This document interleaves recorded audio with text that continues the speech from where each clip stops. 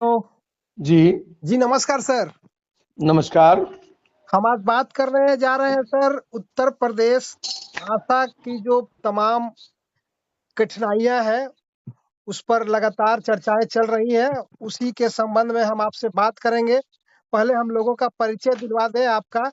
आप हैं उत्तर प्रदेश से विजय विद्रोही जी, एक्टू के प्रदेश अध्यक्ष हैं और उत्तर प्रदेश आशा वर्कर्स यूनियन के इंचार्ज हैं और आशा से जुड़ी हुई तमाम बातों के लिए आप अधिकृत हैं। तो सबसे पहले सर का मेरे चैनल एएसबी तक न्यूज पर स्वागत है और मैं विनोद सिंह हूं और आपका स्वागत के साथ आप अपना परिचय दें और अपनी बात बताएं सर।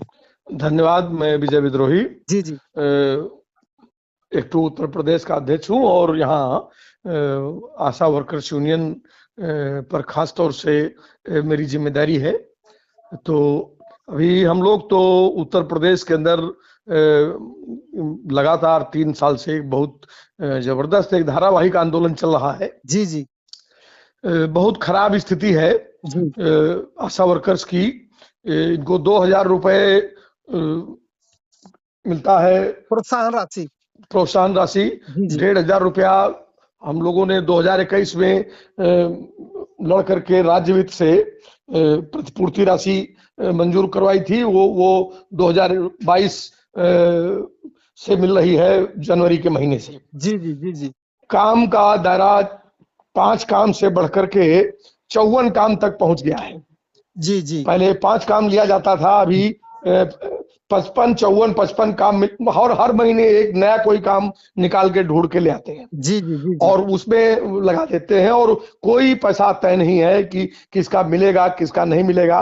वाउचर उत्तर प्रदेश के अंदर अभी भी वही 4-5 काम का ही माने जमा होता है। जी जी उत्तर प्रदेश में जो सबसे बड़ा संकट है वो ये है कि ये जो 2000 रुपए मिलता है, जी जी इसमें भी बहुत बड़े पैमाने पर वसूली होती है। जी जी माने 500 रुपया 200 रुपया 500 रुपया वाउचर के साथ घूसखोरी अगर नहीं होगी, वो इनका जो प्रभारी एमओआईसी रहता है और वो बीसीपीएम अगर वो नहीं ले लेगा जी जी तो वो इनका वाउचर नहीं जमा करेगा। जी जी बहुत उत्पीड़न करते हैं। हम लोगों ने एक आकलन किया था 2022 में जी जी और सरकार को एक मेमोरेंडम दिया कि 2000 करोड़ का जो है सालाना वसूली है, थ्रेटनिंग है, जबरदस्ती वसूल लेते हैं जी जी और बहुत सारा बेनामी ट्रांसफर कर लेते हैं। इनके बहुत सारे पैसे हैं, जैसे टीबीआई का पैसा है। टीबीआई माने जहां पर सीएचओ नियुक्त है वहां पर वेलनेस का काम करती है सब, जी जी जी उसका पैसा आता है। जी जी पीएम जयस्वाई का पैसा है। जी जी इस तरह के बहुत सारे पैसे हैं। या यही राज्य प्रतिपूर्ति का जो 750 रुपया पहले मंजूर हुआ था, वो उसका 28 महीने का पैसा गायब हो गया। आयुष्मान कार्ड बन रहा है, गोल्डन कार्ड बन रहा है, उसका पैसा गायब है। इंश्योरेंस का पैसा कट रहा है, मर रही है हर साल 10 20 50, उनका कोई भी इंश्योरेंस नहीं मिल रहा है। माने एक तरह से जंगल राज है। जी जी 1.5-2 लाख करोड़ का घोटाला, माने इनके हिस्से का, इनकी मजदूरी का, इनका किया हुआ पैसा जो राज्य सरकार ने जारी भी कर दिया, वो पैसा जो है ऊपर से लेके नीचे तक। और इतनी बड़ी चोरी दरअसल में सिर्फ नीचे नहीं हो सकती है, ये सरकार संरक्षित है। हम लोगों ने इसके कई अभियान चलाए, भ्रष्टाचार की जांच को लेकर के लाखों पत्र लिखे, योगी को भेजो मेल, तमाम आंदोलन हुए, तमाम प्रदर्शन हुए। जांच वाले सवाल पर और वसूली के सवाल पर सबके मुंह में दही जम जाता है। जी जी सरकार ने भी 2 फरवरी 2024 को हम लोगों ने एक 3 दिन का एक आंदोलन, प्रदर्शन, धरना कंटिन्यू किया था लखनऊ राजधानी में। तो सरकार के साथ बातचीत हुई तो उन्होंने उसमें 14,000 करोड़ रुपए की वापसी का गारंटी किया था कि 14,000 करोड़ रुपया हमारे पास है, इसको हम वापस करेंगे, जो 1.5 लाख करोड़ हम लोग क्लेम कर रहे थे। जी जी जी उन्होंने कहा था चुनाव के बाद दे देंगे। जी अभी चुनाव के बाद उस पर हम लोग 2 बार मुलाकात कर चुके हैं और वो पैसे का भुगतान मैंने अभी करने के बारे में उनके पास कोई योजना नहीं है। वो पैसा कहां से करेंगे, उसको खा गए हैं, उसका रिकवरी कैसे करेंगे, सरकार से किसी दूसरे मद से निकालेंगे, माने वो सब चल रहा है। तो हम लोग अभी फिर से एक आंदोलन शुरू किया है। हम लोगों ने चुनाव के बाद ये पहला इनिशिएटिव लिया है। तो 19 तारीख को प्रदेश के करीब 18 जिलों में सारा सीएससी पीएससी और हेडक्वार्टर्स में जबरदस्त प्रदर्शन हुआ है। कुछ जगहों में बरसात के कारण नहीं हो पाया था तो सोमवार को है, कुछ जगहों में मंगलवार को फिर है।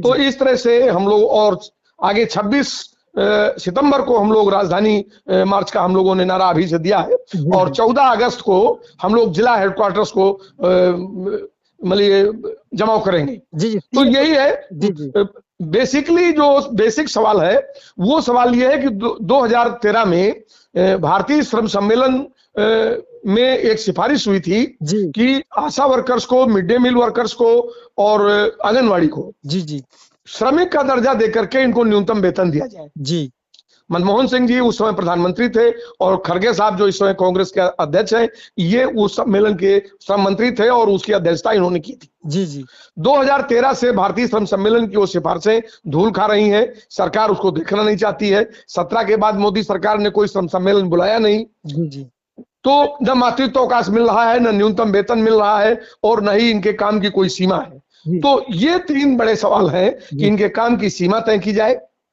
इनके साथ मॉनिटरेशन है, कहीं सेंसिटाइजेशन कमेटियां नहीं बनी हुई है, जी जी कागज पे बनी होंगी, उसका कोई नंबर नहीं है, तो उत्पीड़न रोकने का कार्रवाई हो। और तीसरा यह है कि इनको श्रमिक का दर्जा देकर के न्यूनतम वेतन का गारंटी किया जाए। मातृत्व अवकाश से लेकर के ईपीएफ और ग्रेजुटी की सुविधा जो 2013 के भारतीय श्रम सम्मेलन में बताई गई थी, जी घोषित की गई थी, वो इनको मिलनी चाहिए। यही बुनियादी सवाल उत्तर प्रदेश में है और हमको लगता है कि पूरे देश के अंदर भी ये सवाल है। और अभी जो लड़ाई उत्तर प्रदेश में चल रही है, आगे हम लोग देखते हैं कि नवंबर वगैरह में हो सकता है कि हमारा स्कीम वर्कर्स फेडरेशन कोई नेशनल कॉल हम लोग दे पाए, तो दिल्ली का भी अभियान हम लोग रखेंगे। उत्तर प्रदेश में फिलहाल यही चल रहा है। सर, हमने ये देखा है लगातार, हम तो कई बहनों से बात किए हैं उत्तर प्रदेश की आशा दीदी से कि वो काम करती हैं लेकिन सही समय पर उनका पेमेंट नहीं मिलता है। सर, इसके विषय में क्या कहेंगे आप? देखिए, एक चीज तो ये समझिए कि पूरा एनएचएम का जो पूरा ढांचा है, ये एक तरह से सरकारें बेकार ले रही हैं। जी जी दुनिया के अंदर सबसे सस्ते महिला श्रम का अगर कोई नमूना अगर देखना है, जी जी तो वो हिंदुस्तान के अंदर एनएचएम में आप चले आइए और इसको देख लीजिए। जी जानवरों की तरह काम करना है, गुलामों जैसा व्यवहार करना है और पैसा कभी नहीं देना है। जी जी और पैसा देना है तो उसका कोई हिसाब किताब नहीं है। जी जी एक आश्चर्यजनक बात है कि एक सारा वही काम एक दीदी कर रही है, वही काम दूसरी दीदी कर रही है, वही काम तीसरी दीदी कर रही है। जी जी एक का पेमेंट आप 2800 रुपए बना रहे हैं, एक का पेमेंट 1800 बना रहे हैं, एक का 1300 बना रहे हैं और आप पूछ नहीं सकते। जी जी 6 महीने में भुगतान नहीं होता है, 5 महीने में भुगतान नहीं होता है। अभी आप समझ लीजिए, मैं जो बता रहा हूं कि 1.5 लाख करोड़ रुपए का स्कैम है।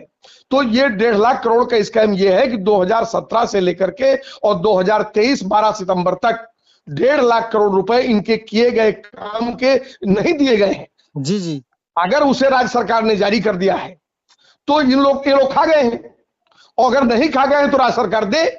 जी इसको लेकर के लाखों पत्र लिखे गए, हम लोगों ने हजारों प्रदर्शन किए, हजारों बार मांग पत्र दिया, खुलेआम पोस्टर किया, पर्चा किया। 1.5 लाख करोड़ के घोटाले का आरोप अभी भी जारी है। मतलब हम आप हाईलाइट कर सकते हैं, हमने जो मांग पत्र भेजा है उसमें हम अभी भी कह रहे हैं 2000 करोड़ रुपया मामूली रकम नहीं है। साल भर में 2 लाख लोगों से वसूली हो जाती है। उत्तर प्रदेश में इनकी संख्या 2 लाख है। जी जी जी जी इनसे वसूली हो जा रही है। हम तो एक कम आकलन कर रहे हैं। टीबीआई में 50% वसूली होती है। जी जी 12,000 मिलता है, 6,000 ले लेते हैं। तो इस तरह से पूरा खेल चल रहा है। नोटिस बहुत जगह ये हाल है कि नोटिस दिया आपको डराने के लिए, 50 लोगों को नोटिस दे दिया, फिर बीसीपीएम बुलाता है संगिनी के माध्यम से, कहता है कि आप 2,000 रुपया दे दीजिए, नहीं आपको बर्खास्त कर देंगे। मैंने वो तो 1 लाख रुपया वसूल लिया। जी कहीं कहीं जबरदस्ती बैठा दे रहे हैं, उनके खिलाफ आवाज उठाइए। बहुत सारा वीडियो चल रहा है उनके भ्रष्टाचार का, करप्शन का। आश्चर्यजनक बात यह है महोदय कि है पूरे प्रदेश के अंदर कि इनका जीना हराम है, न इनको खाना मिल रहा है, न इनका स्वास्थ्य का कोई सुविधा है। अभी हीट स्ट्रोक में कई दीदी मर गई और सैकड़ों भर्ती हो गई। इनके इलाज का कोई स्वास्थ्य बीमा नहीं है। जीवन बीमा का पैसा काटते हैं, उसका जमा नहीं है, मर जाओ तो वो मिलना नहीं है 2 लाख। तो हम लोग लंबे समय से 50 लाख के जीवन बीमा और 20 लाख के हेल्थ इंश्योरेंस का, अभी एक आयुष्मान कार्ड ले आए हैं, उसमें कह रहे हैं वो भी लिए घूमती रहती हैं, उसमें कहीं इलाज हो जाए तो हो जाए, नहीं उसका कुछ पता नहीं। और ये आयुष्मान कार्ड बनाने का पिछला 5 साल से चल रहा है, गोल्डन कार्ड, आयुष्मान कार्ड, उसका कितना पैसा इन लोगों का है वो आज तक मिला नहीं। जी जी जी जी यही उत्तर प्रदेश के अंदर है। आपने सर ये हरियाणा के तर्ज पर सर ग्रेजुएटी वाली बात लिखी है, सर उसके विषय में कुछ बता दें।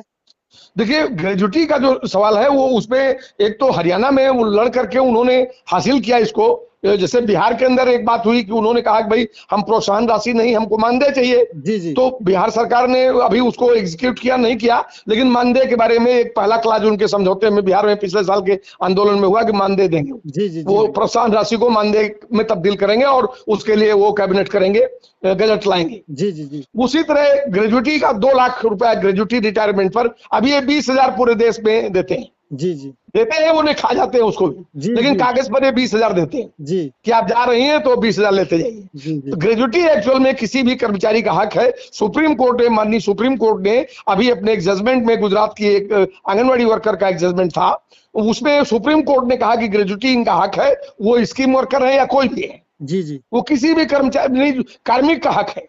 तो एक तो वो सुप्रीम कोर्ट के वर्डिक्ट के हिसाब से हम ग्रेजुटी के हकदार हैं, और दूसरा देश के किसी राज्य में अगर आपने ग्रेजुटी दे रहा है कोई राज्य, तो पूरे देश में मिलना चाहिए। एक तो कार्मिक का वो अधिकार है, सुप्रीम कोर्ट ने उसको बहुत साफ उस मुकदमे में कहा है, जी जी ऑर्डर में कहा है। और अभी हरियाणा में उन्होंने ग्रेजुटी अनुमन्य की है कि ग्रेजुटी हम देंगे। तो उत्तर प्रदेश में क्यों नहीं, बिहार में क्यों नहीं, बंगाल में क्यों नहीं? तीसरी एक बड़ी खास बात इस मामले में आपको जाननी चाहिए जी जी कि बिहार में कोई मानी बेसिक कुछ है। बिहार में 1,500 2,000 मिल रहा है, जी यूपी में 1,500 मिल रहा है, जी जी यूपी में 2,000 मिल रहा है, बंगाल यानी उत्तराखंड में 6700 मिल रहा जी जी है, हरियाणा में 6,000 हो गया। जी अलग अलग वो स्टेट वहां में पर अलग अलग। तेलंगाना में, तेलंगाना और कर्नाटक और आंध्र प्रदेश में 11,000 और 10,000 8,000 है। जी जी केरल में ये 11,000 है। जी जी तो ये पूरे देश के अंदर अगर आप देखें तो बहुत वेरिएशन है इसमें। छत्तीसगढ़ में 4,000। जी तो इस तरह से अगर आप देखें तो एक राज्य में 4,000 मिल रहा है, एक राज्य में 10,000 मिल रहा है, एक राज्य में 2,000 मिल रहा है, एक राज्य में 1,500 मिल रहा है। तो ये एक यूनिफॉर्मिटी क्यों नहीं है? जी जी ये, और सबसे बड़ी बात यह है कि जिन लोगों, आज अगर आशा वर्कर्स को पूरे फील्ड से हटा लीजिए तो पूरा स्वास्थ्य विभाग खत्म हो जाएगा। इसलिए कि 90% हेल्थ का जो काम है वो खाली इंजेक्शन और सुई लगाने के लिए कुछ लोग बचे, जी जी बाकी सारा काम आप आशा वर्कर्स की खोपड़ी में आपने डाल दिया है। बच्चा कितना पैदा हो रहा है, उसका स्वास्थ्य का क्या हाल है, उसकी माँ का स्वास्थ्य का क्या हाल है, बूढ़ा का खांसी कहाँ है, बीपी कहाँ है, कुष्ठ रोग कहाँ है, फलाना कहाँ है, तो वो सारा काम आपने इनकी खोपड़ी पे डाल दिया। जी और ये खुद बीमार हैं और इनको खाना आप नहीं दे रहे, ये भोजन बिना बीमार हुई जा रहे हैं, मरी जा रहे हैं, इनके बच्चे पढ़ नहीं पा रहे हैं, इनके घरों में एक शाम को चूल्हा नहीं जलता है। चलिए बहुत बहुत धन्यवाद सर। आप उत्तर प्रदेश से विजय बद्रोही जी थे और एक्टू के प्रदेश अध्यक्ष, और आशा से जुड़ी हुई तमाम कठिनाइयों को आप बखूबी हमारे चैनल के माध्यम से रखा, इसके लिए बहुत बहुत धन्यवाद सर आपका। धन्यवाद, आपको भी बहुत बड़ा आभार।